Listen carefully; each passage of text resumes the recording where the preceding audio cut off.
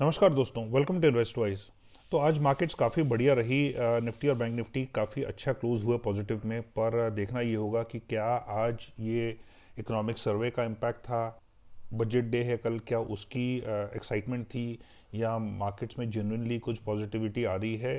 तो ये देखते हैं और उसके बाद में हम बात करेंगे चार ऐसे स्टॉक्स के बारे में जिनमें आप इंट्राडे पोजीशंस लेके कुछ अच्छे प्रॉफिट्स बना सकते हैं। तो सबसे पहले बात करते हैं निफ्टी की। तो देखिए, निफ्टी जो है यहाँ से ऊपर चढ़ के उसके बाद नीचे गिरी। यहाँ पे इसको लगभग 17,000 के लेवल्स के आसपास में इसको सपोर्ट मिला है, क्योंकि 17,000 से नीचे ये फिलहाल क्लोज नहीं हुई है। उससे नीचे गई लेकिन क्लोज नहीं हुई। उसके बाद में कल भी अच्छा ऊपर गैप अप खुली थी फ्राइडे को, लेकिन उसके बाद ऊपर जाने के बाद में सडनली एक शार्प फॉल आया और आज बहुत बढ़िया गैप अप खुली और आज लकीली गिरी नहीं, लेकिन जो मूवमेंट हुई है वो उसने काफ़ी हद तक रिट्रेस कर लिया। 410 तक गई थी, लेकिन उसके बाद थोड़ी सी सेलिंग आई और लगभग 70 पॉइंट नीचे बंद हुई है। तो आज का भी जो कैंडल है बहुत ज़्यादा स्ट्रांग नहीं बंद हुआ है। तो अभी भी ऐसा लगता है कि वीकनेस बहुत ज़्यादा गई नहीं है। बस आज एक अच्छी ओपनिंग मिली जिसकी वजह से हमने आज ऊपर क्लोज किया है। और अगर हम आवरली चार्ट्स की बात करें तो अब हम देख सकते हैं कि देखिए यहाँ तक निफ्टी नीचे आई, उसके बाद धीरे धीरे ऊपर जा रही है, फिर फ्राइडे को नीचे आई। आज एक अच्छा स्टार्ट मिलने के बाद देखिए काफ़ी ज़्यादा ऊपर जा नहीं पाई है और 17,400 के आसपास एक बड़ा स्ट्रॉन्ग रेजिस्टेंस है। काफ़ी समय से आवरली चार्ट्स पे ये ऊपर बंद नहीं हुई है। अब देखना ये होगा कि कल ये फ्लैट खुलती है बजट की वजह से और अनाउंसमेंट देखने के बाद इसमें मूवमेंट आएगी, या कल ये गैप अप खुलती है और उसके बाद बजट की स्पीच के बाद उसका सारा एनालिसिस करने के बाद में उसकी मूवमेंट आएगी। तो वो देखना बड़ा इंपॉर्टेंट होगा। लेकिन अगले क्रूशल लेवल्स जो हैं वो मेरे हिसाब से 17,700 और उसके बाद में 17,800 के रह सकते हैं। अगर इनके ऊपर ब्रेक कर जाती है तो यहाँ से हम इसका डायरेक्शन ऊपर की तरफ देख सकते हैं और 18,000 या उसके ऊपर के लेवल्स हम बाद में देखेंगे। और अगर बजट कुछ बहुत एक्साइटिंग नहीं होती है तो पॉसिबिलिटी है कि ये जो इसको सपोर्ट मिला था वो तोड़ के नीचे फिर से आ जाए, क्योंकि देखिए इंडिकेटर्स जो हैं फिलहाल आवली चार्ट्स के ऊपर हैं। तो यहाँ से चांसेस हैं कि अगर बहुत ज़्यादा कुछ एक्साइटिंग नहीं होता है तो यहाँ से नीचे भी गिर सकती है।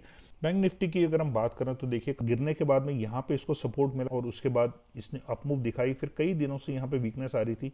ये जो 2 दिन थे काफ़ी अच्छे गए, लेकिन यहाँ पे 38,500 के आसपास में इसको काफ़ी स्टिफ रेजिस्टेंस मिल रहा है। ये उससे ऊपर फिलहाल क्लोज नहीं कर पा रहा है।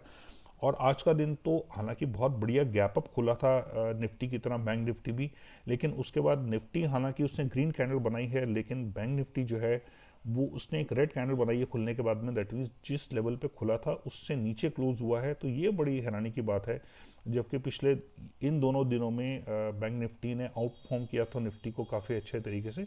लेकिन यहाँ पे हमें देखने को मिल रहा है कि फिलहाल बैंक निफ्टी स्ट्रेंथ नहीं दिखा पा रहा है निफ्टी की तरीके से। और देखिए इसके भी जो इंडिकेटर्स हैं फिलहाल वो ऊपर हैं, तो यहाँ से ये भी ऐसा लग रहा है कि वीकनेस यहाँ दिखा सकता है। तो जब तक बैंक निफ्टी 39,000 से ऊपर क्लोज नहीं करता है, हमें शायद इसमें फ़िलहाल और स्ट्रेंथ नहीं देखने को मिलेगी। और उसके बाद एक बड़ा टेस्ट होगा 40,000 का। तो देखिए काफ़ी टाइम से 40,000 के लेवल्स को भी बैंक निफ्टी ने क्रॉस नहीं किया है। तो ये दोनों बड़े क्रूशल लेवल्स होंगे 39,000 और 40,000 का। लेकिन उससे पहले 38,000 के ऊपर क्लोज करना होगा और वो फिलहाल अभी बैंक निफ्टी नहीं कर पा रहा है। और फिर 38,500 भी जो है पिछले कुछ दिनों से एक रेजिस्टेंस बना हुआ था। तो यहाँ पे देखना होगा कैसा लगता है, कैसे ये परफॉर्म करता है। लेकिन ये कुछ फिलहाल लेवल्स हैं। और नीचे की तरफ अगर हम बात करें तो अगले कुछ समय तक हमारे को 34,500 का जो है नीचे की तरफ सपोर्ट है। 34,500 से जब तक नीचे क्लोज नहीं करता है तो और डाउनफॉल हमें शायद देखने को ना भी मिले। अगर हम इसके आवरली चार्ट्स की बात करें तो देखिए काफ़ी ज़्यादा नीचे आके फिर धीरे धीरे करके ऊपर जा रहा है, लेकिन वेव्स बना रहा है यहाँ पे। लेकिन यहाँ पे जो है एक रेजिस्टेंस की तरह यहाँ पे दिख रहा है। जब तक इस रेजिस्टेंस की तरफ ऊपर या नीचे क्लोज नहीं करता है तब तक एक रेंज बाउंड रहेगा। तो बट ये रेंज बहुत ज़्यादा बड़ी नहीं है। ऊपर की तरफ 38,400 की रेंज है और नीचे की तरफ 37,600 की रेंज है। तो इन दोनों रेंज में से जब तक ये बाहर नहीं निकलता है हमें एक फ्रेश मूव देखने को नहीं मिलेगी। पर जिस तरह से इसका लॉन्ग टर्म मूव रहा है और उसके बाद में ये नए हाईज नहीं बना पा रहा है और यहाँ पे भी इसको रेजिस्टेंस देखने को मिल रहा है, ऐसा पॉसिबिलिटी है कि ये कुछ बहुत जब तक एक्साइटिंग नहीं आएगा तब तक ये अपनी डाउन ट्रेंड कंटिन्यू कर सकता है, ऐसी पॉसिबिलिटी लग रही है। लेकिन बैंक्स के रिजल्ट्स पिछले कुछ दिनों में काफ़ी अच्छे आए। ऑलमोस्ट सारे जो रिजल्ट्स थे उन्होंने एक्सपेक्टेशंस को बीट किया या मीट किया, तो उसकी वजह से काफ़ी बैंक निफ्टी में एक्साइटमेंट थी। अब देखना ये होगा कि आने वाले दिनों में कैसा रहता है, बैंक बजट की अनाउंसमेंट्स कल क्या होती हैं, तो ये ड्राइव करेंगे अगले कुछ दिनों में मार्केट्स को।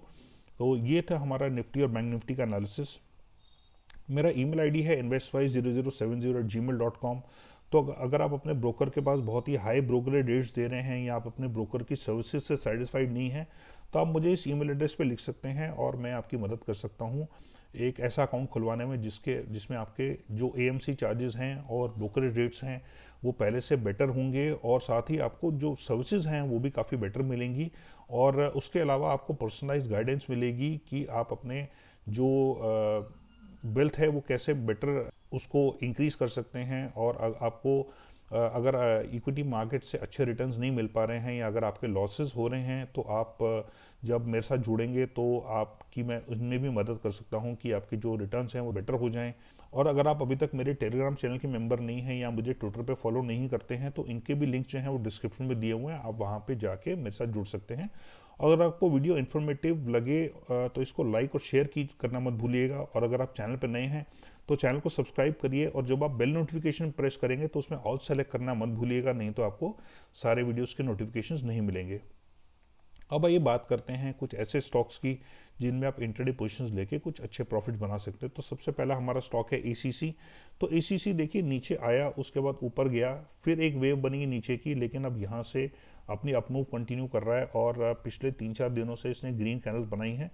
लेकिन खास करके अगर हम इन 3 कैंडल्स की बात करें तो काफ़ी अच्छे गैप अप मूव्स हैं और उसके बाद स्ट्रॉन्ग बिल्डअप है पिछले 2 दिनों से, और आज भी ठीक वॉल्यूम्स के साथ आज इसने एक अपमूव दिया है और अपने हाइस के आसपास क्लोज हुआ और नीचे का भी कोई शैडो नहीं था। दैट मीन्स काफ़ी स्ट्रेंथ देखने को मिल रही है। तो ये 3 प्लस पॉइंट्स थे आज एसीसी में कि गैप अप खुलना, लोअर शैडो ना होना और अपर शैडो भी ना के बराबर होना।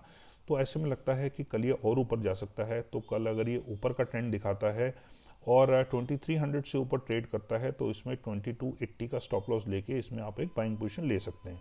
नेक्स्ट स्टॉक है हमारा बिरला सॉफ्ट। देखिए बिरला सॉफ्ट ने काफ़ी स्ट्रॉन्ग डाउनफॉल दिखाई थी, लेकिन यहाँ पे इसको लगभग 440 के आसपास में इसको स्ट्रेंथ मिली है और यहाँ से आज इसने काफ़ी अच्छी अपमूव दिखाई है। उससे पहले फ्राइडे को भी ऊपर खुला था गैप अप, लेकिन सस्टेन नहीं कर पाया और मार्केट गिरी तो ये भी गिर गया।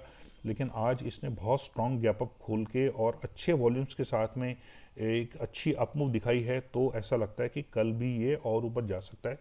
तो कल अगर ये 477 से ऊपर ट्रेड करता है और ऊपर का ट्रेंड दिखाता है तो इसमें 474 का स्टॉप लॉस लेके आप इसमें एक बाइंग पोजीशन ले सकते हैं। नेक्स्ट बात करते हैं हीरो मोटोकॉर्प की। तो हीरो मोटोकॉर्प में काफ़ी ज़्यादा फॉल देखने को मिली पिछले काफ़ी दिनों से, उसके बाद एक बढ़िया अपमूव यहाँ पे देखने को मिली, लेकिन यहाँ पे ऐसा लगता है एक कंजेशन जोन है, रेजिस्टेंस है, और फ्राइडे को मार्केट गिरी थी तो ये भी काफ़ी इसने नीचे गिरावट देखी। उसके बाद आज इसने हल्का सा गैप अप देख के इसने ऑलमोस्ट 2% ऊपर क्लोज हुआ है, लेकिन आज की बढ़िया अपमूव के बावजूद भी ये पिछले जो फ्राइडे का जो ओपन था उससे बहुत ज़्यादा ऊपर क्लोज नहीं कर पाया और वॉल्यूम भी बहुत ही एवरेज रहे। हालांकि पिछले कुछ दिनों से नीचे के वॉल्यूम्स रहे, कम वॉल्यूम्स रहे, तो ऐसा लगता है कि शायद यहाँ पे इसकी अपमूव हो सकता है फॉर द शॉर्ट टर्म ख़त्म हो चुकी हो। और देखिए ये जो लेवल है ये इससे ऊपर तो इसने क्लोज किया, लेकिन उसके बाद बिल्डअप नहीं कर पाया। उसके बाद यहाँ से कंटिन्यू करना चाहिए था इसको ऊपर, लेकिन क्योंकि ये एक तरह से एक सिंगल इंस्टेंस था जिसने इस 2760 के ऊपर क्लोज किया और उसके बाद में नीचे आ रहा है। फिलहाल यहाँ पे देखिए ये वाली जो सपोर्ट की लाइन थी इससे नीचे पहले क्लोज नहीं कर रहा था, लेकिन फ्राइडे को इसने इससे भी नीचे क्लोज किया। तो आज भी ये दोनों के बीच में रहा, इन दोनों लाइंस के, लेकिन ऊपर अगर ये जाता तो काफ़ी अच्छी मूव हो सकती थी आने वाले दिनों में। लेकिन अब ऐसा लगता है कि आज की मूव कुछ ज़्यादा कन्विंसिंग थी नहीं, जबकि मार्केट्स काफ़ी अच्छे ऊपर थे। तो लगता है कि हीरो मोटोकॉर्प अब फिलहाल पॉसिबिलिटी है कि नीचे आ सकता है। तो कल अगर ये 2720 से नीचे ट्रेड करता है और नीचे का ट्रेंड दिखाता है तो इसमें 2730 का स्टॉप लॉस लेके इसमें एक शॉर्ट पोजीशन ली जा सकती है।